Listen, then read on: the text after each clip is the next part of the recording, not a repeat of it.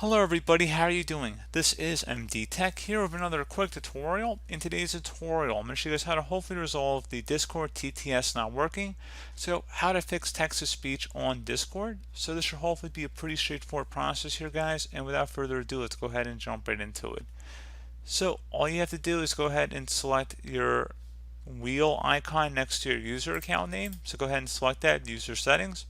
Select notifications on the left panel here. On the right side, locate where it says text-to-speech notifications.